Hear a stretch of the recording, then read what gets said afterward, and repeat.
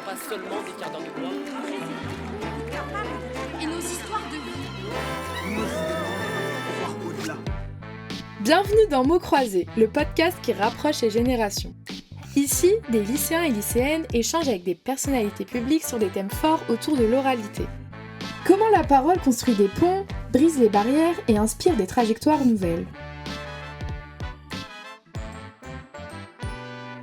Aujourd'hui, nous accueillons deux invités exceptionnels, Charlotte Barillet et Lila Raffaille. Charlotte, née Storges dans le 11e arrondissement de Paris, est un témoin précieux de l'histoire. Enfant cachée durant la Seconde Guerre mondiale sous une fausse identité pour échapper aux rafles et à la Shoah, elle a traversé l'occupation grâce au courage de sa mère et à la solidarité de citoyens et citoyennes qui l'ont protégée. Aujourd'hui, elle porte la mémoire de sa famille et de son père, David, déporté à Auschwitz, tout en honorant les liens indéfectibles tissés avec celles et ceux qui l'ont sauvé.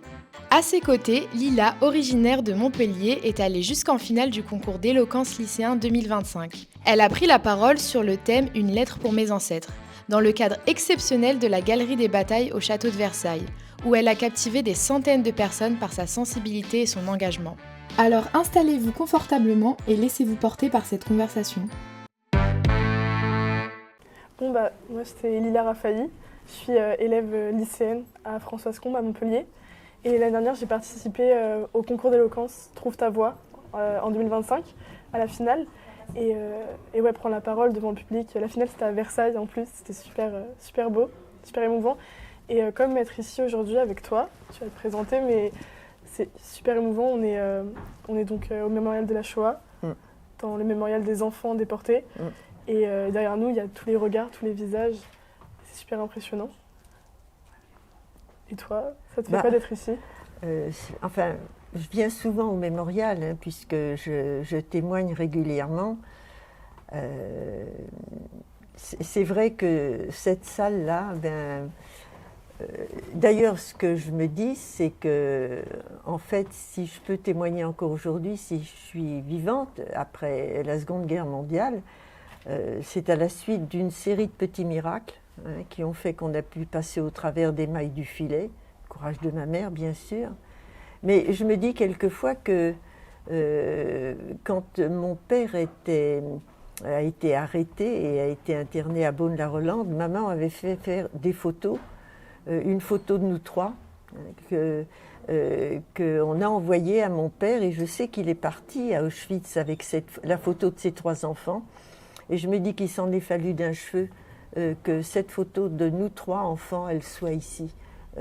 Parmi les photos des 11 400 enfants qui ont été déportés. Donc c'est, bien sûr, c'est pas simple. Hein. C'est très émouvant.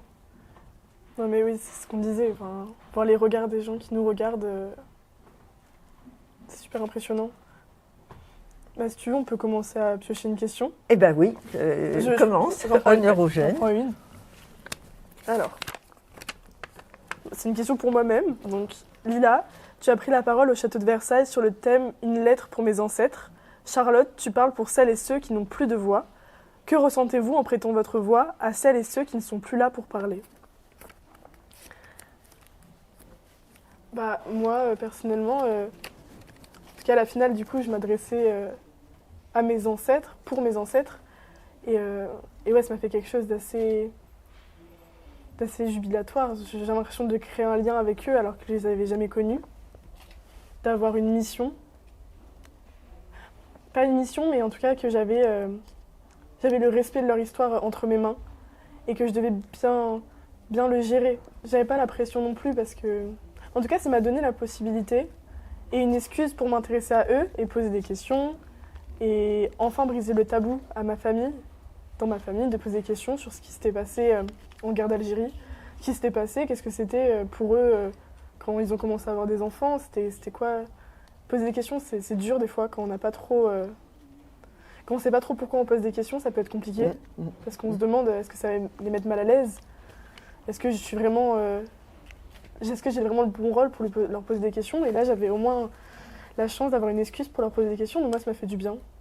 Ça m'a fait du bien, et du coup, j'ai l'impression d'être forte, parce que j'ai l'impression que je parlais pas pour moi.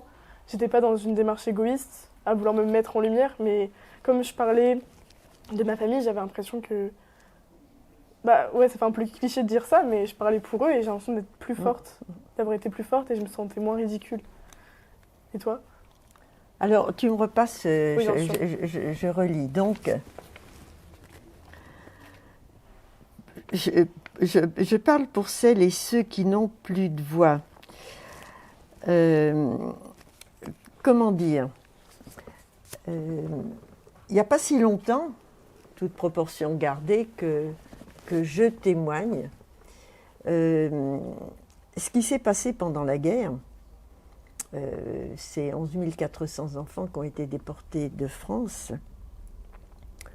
On a vraiment compris ce qui leur était arrivé à la libération. Pendant toute la guerre, ces enfants, ces hommes, ces femmes ont disparu. Comme il était impensable d'imaginer ce qu'ils pouvaient vivre, ce qui leur était arrivé, on pensait qu'ils étaient peut-être dans des camps de travail, même si ça ne tenait plus la route à la fin. Mais ce qui leur est arrivé, on l'a découvert au fur et à mesure, à l'ouverture des camps. Et on peut imaginer, tu peux imaginer le sentiment de culpabilité qu'on a pu éprouver à ce moment-là, même enfant. Dans cette salle, il y a la photo de 3 enfants qui habitaient en face de chez nous, qui ont été déportés. Je n'ai appris ce qui leur était arrivé qu'à la fin de la guerre, naturellement. Donc, un tel sentiment de culpabilité qu'on estimait que nous, on n'avait rien à dire. Ouais. Voilà, à côté des récits qu'on entendait de ceux qui revenaient, donc on n'avait rien à dire. Et puis, très peu de temps après la guerre, on a commencé à entendre des voix s'élever sur l'existence du camp d'Auschwitz, sur la véracité des 6 millions de Juifs qui avaient été déportés. Les anciens déportés étaient encore vivants et on commençait déjà à mettre en doute, il y avait des travaux universitaires. Et donc ça a vraiment été un coup de fouet.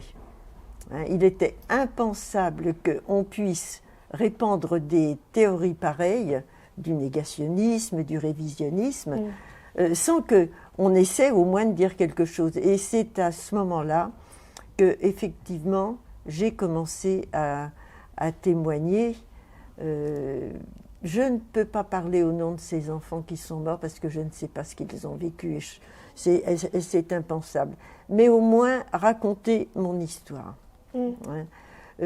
Essayer d'abord de raconter ce qui m'est arrivé et de dire aussi la chance que j'ai eue de rencontrer des gens qui ont permis que j'en réchappe. Donc, faire savoir, raconter, témoigner, et puis essayer de faire passer un message aussi. Oui. Pour dire que il faut dire non, mais qu'il existe dans le monde des gens qui savent tendre la main quand il le faut. Pour moi, c'est important. Oui. Puis même toi, du coup, tu disais que quand la parole elle s'est élevée sur ce qui s'était passé à Auschwitz, toi, tu n'y es pas allée. Et du coup, ça a dû quand même te faire un coup, parce que du coup, tu n'en avais pas conscience. Mais ça te touchait d'une manière ou d'une autre, parce que toi, tu aurais pu subir quelque chose de similaire. Voilà, et encore une fois, il est impossible de se... quand je témoigne et que je raconte l'histoire de ma famille, et donc effectivement, je raconte l'histoire de mon père, qui lui est mort à Auschwitz, je dis toujours que je ne me sens pas légitime pour parler d'Auschwitz. Que les seuls qui peuvent, d'abord le premier cercle, c'était ceux qui sont morts, qui n'en sont pas revenus. Le second cercle, les déportés qui sont revenus, Simone Veil, Ginette Kolinka, enfin tant d'autres. Et nous ne sommes que le troisième cercle. Et donc, à ce titre-là, effectivement, j'essaie de porter une petite voix. Tu veux piocher une question pour la suite? Voilà. Charlotte, tu es d'origine polonaise et Lila, tu es franco-algérienne. Qu'est-ce que ça change de grandir avec une double culture? Vas-y, toi d'abord. Cette question, en vrai, je me la suis beaucoup posée parce que j'ai pas vraiment la culture algérienne. J'ai l'origine, j'ai des souvenirs, j'ai des petits mots, des petites habitudes qui me viennent de ma grand-mère. Mais la culture, je n'oserais même pas dire que je l'ai parce que je parle pas arabe. Je comprends un peu ma grand-mère, mais sinon, c'est pas grand-chose. Et avant de m'y intéresser, je savais rien. Je savais rien. Et moi, mon père, du coup, il est né dans un camp. Il est né dans un camp quand il est arrivé d'Algérie. Et je sais que pour lui, c'était important que je m'intègre. Mon intégration, ça a été quelque chose de très important. Quand on voit des fois des gens aujourd'hui qui tapent sur les immigrés en disant qu'ils ne veulent pas se conformer à ce qui se passe, en tout cas, moi, ça n'a pas été ça du tout. Du tout, moi, mon père, il a été tout de suite, même dans sa famille, mon père il s'appelle Mohamed, mais en tout cas, je sais que dans sa famille, ses cousins, on les a forcés à avoir un nom français, un prénom français. Et moi, j'ai appris qu'il n'y a pas longtemps que ma tante qui s'appelle Lucie, c'était pas, chez nous, elle s'appelle Fatima. Et c'était des noms différents pour chacun. Et donc, ouais, moi, je sais que mon père, pour lui, c'était très important que déjà j'ai un prénom sans consonance vraiment arabe, parce qu'il ne voulait pas que j'ai pas un appartement parce que je m'appelle avec un nom qui pourrait créer du racisme, en fait, que je subisse quelque chose que lui n'a pas supporté subir. Et donc, on m'a pas appris l'arabe. Quand je dis que j'ai une double culture, j'essaye vraiment de l'affirmer parce que pour moi, c'est important. Maintenant que j'ai grandi, pour moi, c'est ce qui fait ce que je suis. Mais je me suis toujours sentie trop arabe dans ma famille du côté de ma mère et trop française pour ma famille de mon côté de mon père. Et du coup, j'étais un peu en mode, je suis dans aucun des camps. Qu'est-ce que je suis? Qu'est-ce que je représente? Quelle légitimité j'ai d'être dans cette famille? Alors que maintenant, je le vois quand même comme une force. Parce que j'ai l'impression que, pour moi, c'est le mélange qui crée la nouveauté. C'est ce qu'on dit, il n'y a rien qui disparaît, il y a tout qui se crée. Moi, je vois ça comme, je trouve ça beau, la mixité, je trouve ça beau, le métissage. Et moi, franchement, je le vis comme une source une source de ce que je suis. Je le vis très bien d'avoir un mélange d'histoires et des histoires, comme je t'en parlais, qui se lient en guerre d'Algérie, qui se rencontrent, qui se séparent. Et j'espère continuer de découvrir des choses sur ma famille. Pour moi, c'est très important. Ouais. Alors, double culture, pour moi, c'est bizarre parce que, en fait, mes parents étaient polonais, mais ils étaient juifs. Quand ils sont arrivés en France, leur premier souci, ça a été que les enfants que nous étions, avec ma sœur et mon frère, que nous nous assimilions totalement à la société française. On a été naturalisés à notre naissance. Et donc, en fait, moi, j'ai vécu avec ma famille, avec maman, jusqu'à l'âge de 9 ans. À ce moment-là, même à 9 ans, je ne savais pas que j'étais juive. Mes parents parlaient le polonais à la maison. Donc, à 9 ans, on n'est pas encore très imprégné. Ils n'étaient pas pratiquants, donc la culture juive, je ne savais pas ce que c'était. La culture polonaise, ça ne m'effleurait pas non plus. On mangeait un peu polonais, mais ça n'avait pas tellement d'importance. À partir de 9 ans, lorsque nous avons été cachés, lorsque ma mère nous a sauvés de la rafle du Veldiv, je suis rentrée dans une famille parfaitement française. Entre 9 et 13 ans, moi j'ai découvert ce que c'était que de vivre dans une famille française. En plus, j'ai eu la chance de tomber dans une famille extraordinaire qui nous a vraiment adoptés. Moi, je venais d'un petit nœud familial, mon père, ma mère, ma sœur et mon frère, c'est tout. Donc c'était vraiment très restreint, ça n'envoyait pas des antennes très très loin. Et là, à la cité d'Orgemont, où nous avons été cachés pendant la guerre, j'ai découvert des grands-parents, des tantes, des cousins, des fêtes de famille, des habitudes que je ne connaissais, une façon de vivre que je ne connaissais pas. Et je me suis complètement imprégnée, et avec bonheur, de cette culture, de cette habitude, le baiser du soir, le bonbon. Enfin, il y avait des tas de choses que je ne connaissais pas, que j'ai découvertes et que j'ai beaucoup aimées. La vie aussi d'une famille ouvrière dans une cité-jardin, avec tellement une façon de vivre qui me convenait parfaitement. Quand je suis revenue dans ma famille, mon père n'était plus là, mais quand nous avons repris la vie familiale après la guerre, la culture juive n'est venue que petit à petit, hein, vraiment.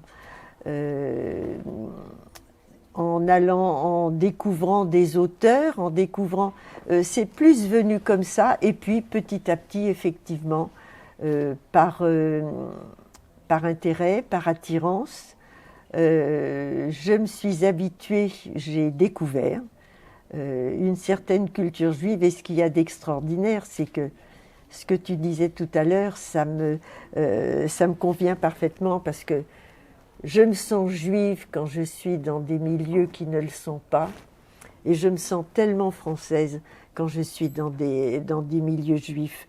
Les deux, c'est difficile de trouver des nuances, hein. Je me souviens de Charles Aznavour qui était interviewé une fois, et lui, avec ses origines arméniennes, on lui demandait s'il était français ou arménien. Il avait dit « Je suis 100% français et je suis 100% arménien ».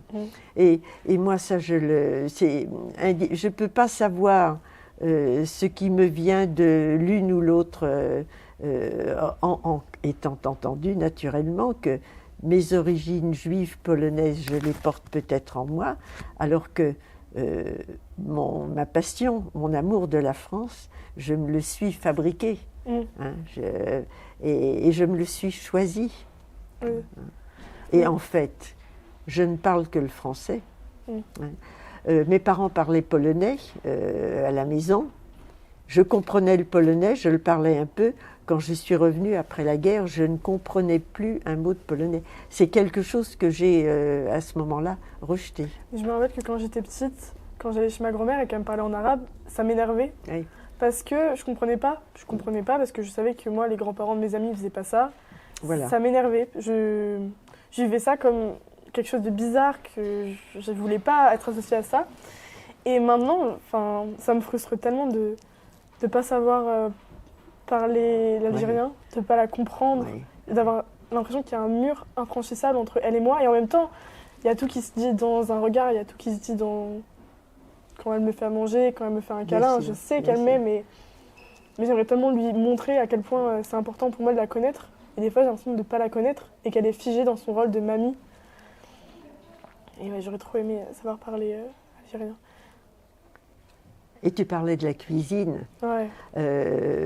Maman cuisinait à la polonaise, hein. Et donc, j'aimais pas ça.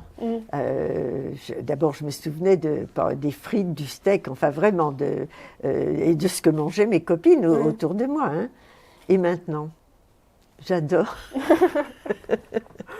d'aller rue des Rosiers, par exemple, et d'acheter des matières premières qui me permettent...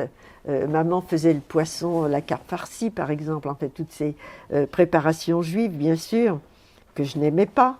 Et aujourd'hui, quand je vais rue des Rosiers, que j'achète un peu de carpe farcie, voilà.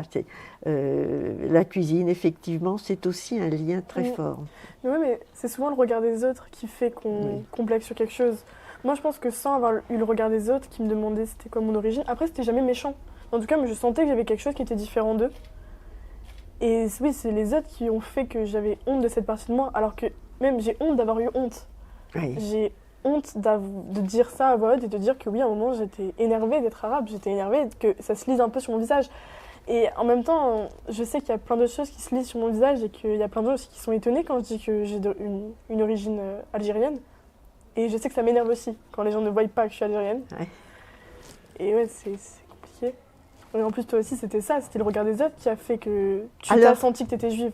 Alors, ça, évidemment, hein, apprendre qu'on est juif quand le père se fait arrêter, qu'il y a des campagnes antisémites pendant la guerre horrible, qu'on est dans un climat hostile, qu'on vient vous arrêter, enfin qu'on est obligé de se cacher.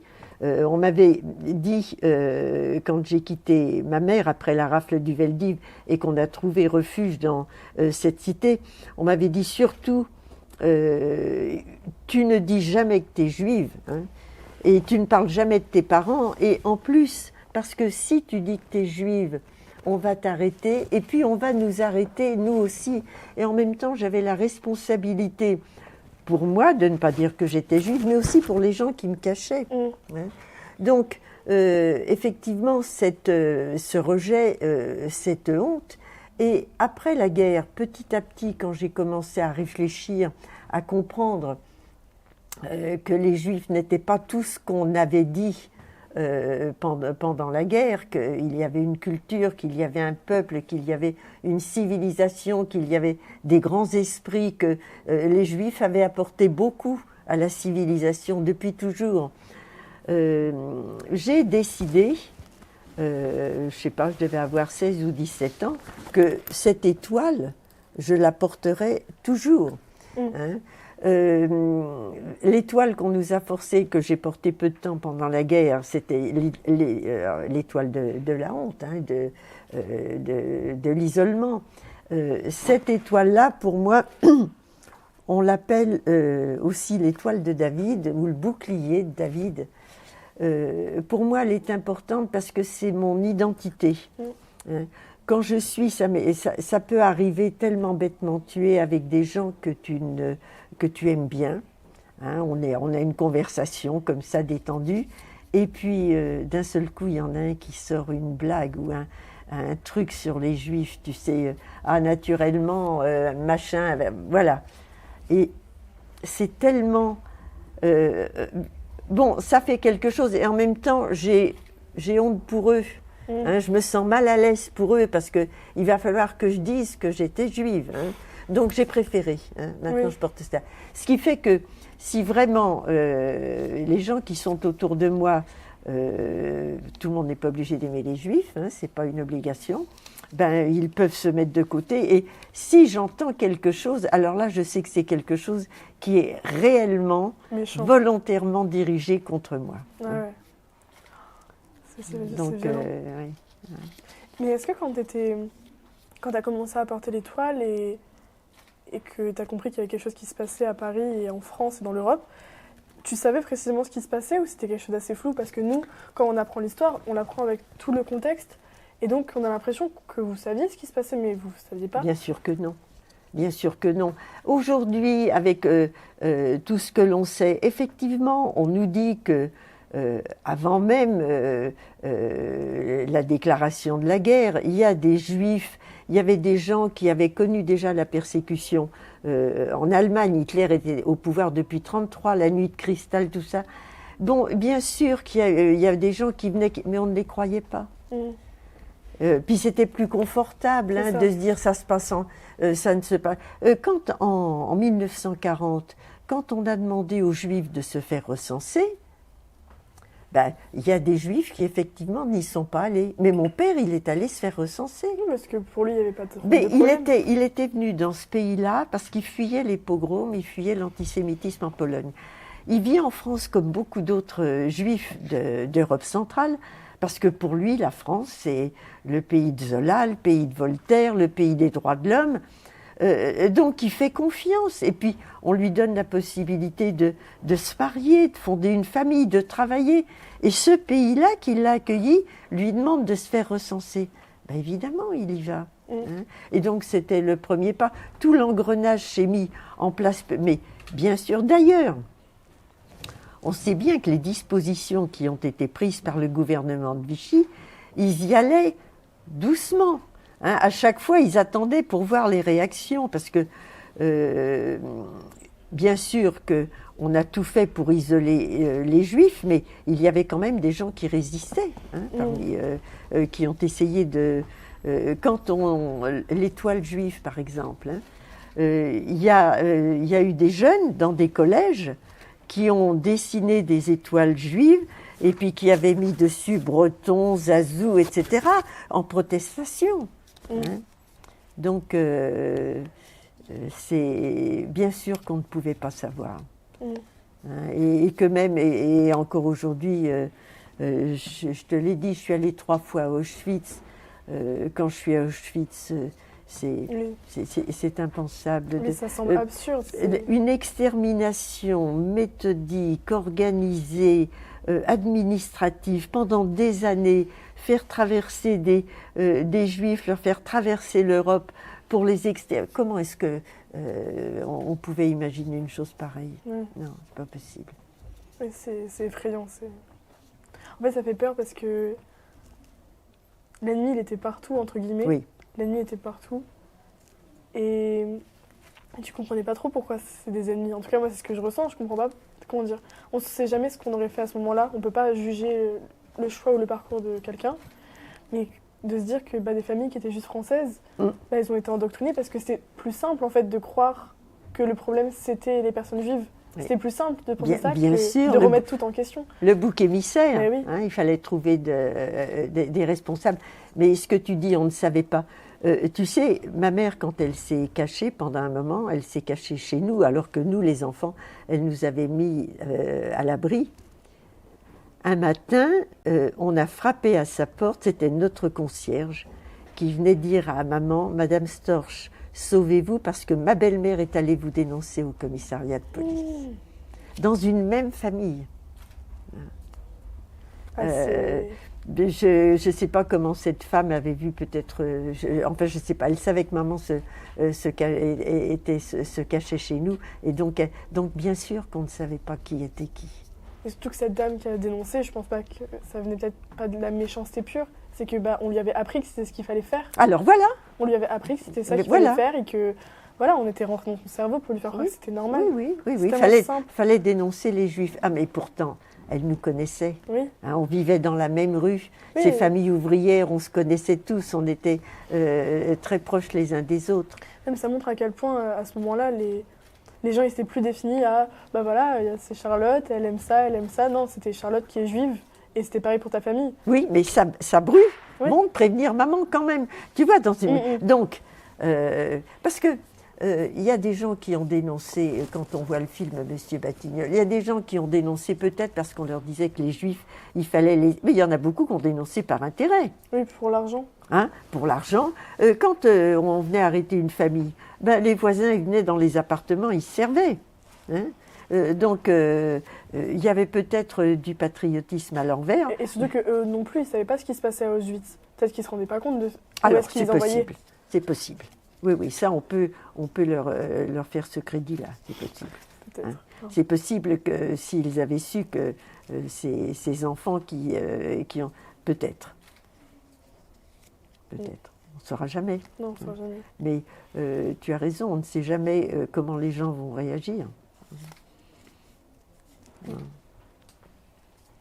Je peux piocher une autre question? Vas-y. Alors, est-ce que c'est important pour toi de témoigner et pourquoi? Écoute, oui. Je me dis, j'ai 93 ans, donc les choses sont moins faciles. Je témoigne depuis une bonne trentaine d'années maintenant. Je ne sais pas encore combien de temps je pourrai le faire, mais je me dis tant qu'il me restera un petit peu de force, vraiment. Et tu le fais depuis combien de temps? Alors, tu vois, quand je suis arrivée à la retraite à 60 ans, très vite, j'ai fait partie d'une association qui s'appelait l'Association des enfants cachés, qui fonctionnait ici, au mémorial de la Shoah. Et nous avons été sollicités par des professeurs d'histoire. À ce moment-là, dans les années 90, la Shoah a trouvé une plus grande place dans l'enseignement, dans le secondaire, et puis après dans le primaire. Et donc, au début, on a été sollicité effectivement par des enseignants, et on s'est lancé à l'eau. Dans cette association des enfants cachés, on est d'abord allé à 2, à 3, et puis après, on s'est dit que, compte tenu de l'accueil qu'on recevait, que ça valait la peine. C'est le retour, parce que la Shoah est enseignée dans les établissements scolaires, mais c'est enseigné comme une page d'histoire. Oui. Et on nous dit, et je peux imaginer que c'est sans doute vrai, que pour les élèves, c'est important de pouvoir toucher un témoin. hein, quelqu'un c'est- qui va raconter ses petites histoires. Oui, moi aussi, quand j'avais... on nous apprend au collège, au lycée, on revoit l'histoire. Et c'est quelque chose, je trouve que quand on apprend avec le cerveau et pas avec le cœur, quand Ouais. on n'écoute pas les gens, qu'on ne met pas notre empathie en marche, moi, je le voyais comme quelque chose... Déjà, j'arrivais pas à réaliser du tout. Comme on disait tout à l'heure, ça me paraissait absurde, mais absurde... C'était tellement horrible que ça en devenait absurde, c'était pas tangible, c'était pas possible. Mais aussi, en fait, je me rendais pas compte à quel point c'était proche de notre génération. Pour moi, on nous l'apprenait tellement comme quelque chose de passé que ça me paraissait lointain, mais j'aurais pu vraiment faire un lien entre Napoléon et la Shoah, ça me paraissait pas choquant. Parce qu'en fait, quand on apprend comme ça, c'est plus simple aussi pour se protéger, de se dire non mais c'était loin, ça ne pourra jamais recommencer, ça nous regarde presque plus, et de rencontrer des gens, et je pense que c'est important aussi pour ça, de voir que vous êtes toujours vivant, en fait, vous avez connu ça et vous êtes vivant. C'est important en fait de montrer que c'était il n'y a pas si longtemps et que ça reste un sujet sensible, et des blessures qui sont toujours ouvertes. Et là même de visiter ce musée, je trouve que ça m'a un peu ouvert les yeux d'une autre manière sur ce qui s'est passé, parce que c'est plus centré sur l'histoire des gens. Et c'est plus important que des fois l'histoire... en cours, on va apprendre quelque chose d'assez théorique, mais d'apprendre l'histoire des gens, c'est beaucoup plus touchant parce qu'on peut se référer à eux, on peut voir une similitude. Je pense. Non, mais quand je témoigne devant des jeunes, des CM1, des CM2, les jeunes, les petits, c'est vraiment tellement émouvant. Mais les plus grands, je me rends compte quand même que dans les questions qu'ils me posent, ce sont des questions qui touchent leur propre vie, d'une certaine façon. La séparation, par exemple. Aujourd'hui, on sait que malheureusement, les familles recomposées, c'est monnaie courante. Et donc, comment j'ai vécu la séparation de mes parents, comment c'était dans une famille. Donc, d'une façon ou d'une autre, et puis, quelquefois, et ça me touche beaucoup, ça touche leur propre histoire. Eux aussi ont eu des histoires à leur façon, dans leurs origines, qui font que ils vont donc témoigner. Pour moi, c'est ça, c'est essayer, au travers de ma petite histoire, enfin de ce que j'ai vécu, de les toucher dans ce qu'ils vivent. Ce que tu disais tout à l'heure, c'est pas que les choses vont se reproduire de façon identique, mais les mettre en garde contre le racisme, contre la haine de l'autre, contre les jugements à l'emporte-pièce, attirer leur attention sur ces choses tellement importantes qui font qu'après on glisse. Et une fois qu'on est engagé sur une pente, c'est difficile d'en sortir. Moi je me rappelle que j'écrivais tout le temps en fin de mes dissertations en ouverture, en histoire, que c'était important de regarder vers le passé pour ne pas retomber dans les mêmes erreurs. Et ça, je trouve ça super important, parce que même la question du bouc émissaire, de choisir un bouc émissaire, et de profiter, entre guillemets, de la misère sociale, et de dire que c'est la faute de ces personnes-là, en fait, c'est simple d'y croire. De penser que la solution, ce serait juste d'enlever ces gens-là. Mais des fois, c'est plus profond que ça, mais c'est compliqué d'aller plus profond, et on préfère la facilité. Mais de faire réagir sur des mots, quelquefois. Tu vois, quand je témoigne, à un moment, je rappelle que mon père a été arrêté en 1941, interné au camp de Beaune-la-Rolande, et j'ai la photocopie de sa fiche d'internement. Et le motif qui est sur la fiche, c'est « en surnombre dans l'économie nationale ». Et ça, ça, on peut faire réagir les jeunes. En surnombre, qu'est-ce que ça vous dit ? Comment ça vous parle ? Et c'est sûr qu'il y a des choses qui remontent de ce qu'on vit aujourd'hui. Des boucs émissaires qu'on choisit aujourd'hui. Et donc, ce sont mon souci, c'est ça. C'est une sorte d'effet miroir. Partir sur certains mots et bien sûr qu'ils comprennent et qu'ils réagissent. Oui, mais je trouve ça important de faire travailler notre empathie, de manière générale. L'empathie, j'ai l'impression que c'est notre plus grande force, de comprendre les gens. C'est très important. Je trouve que dans tous les cas, ça t'aide. Pour moi, c'est la plus grande des qualités. T'as beau être intelligent, t'as beau être loin dans ta vie, être sûr de toi. Si tu te rends pas compte de ce qu'il y a autour de toi, tu vas nulle part, quoi. Tu sombres. Moi, j'aime bien écouter les gens et ça me fait très plaisir de t'écouter. Non, mais c'est important. J'ai vraiment l'impression qu'on parle la même langue, là, tu vois. On est sur les mêmes sensibilités, hein, en ayant des parcours différents, des origines différentes, mais il y a quand même un terrain sur lequel on se retrouve. Et aujourd'hui, quand je témoigne, c'est sûr que dans les publics qui sont là, il y a toutes les origines aussi, hein, toutes les sensibilités. Par exemple, quand je parle de la médaille des Justes que j'ai fait remettre à la famille, aux descendants, hein, de la famille dans laquelle j'étais cachée pendant la guerre, la médaille qui est remise aux Justes parmi les nations par Yad Vashem, la médaille d'argent, il y a une phrase qui est gravée sur cette médaille d'argent: « Quiconque sauve une vie, sauve l'univers tout entier ». C'est une phrase qui est extraite du Talmud, qui est le livre, je ne suis pas croyante, hein, juive mais pas croyante ni pratiquante, mais le Talmud, j'ai le plus grand respect parce que ce sont quand même les sages qui l'ont écrit.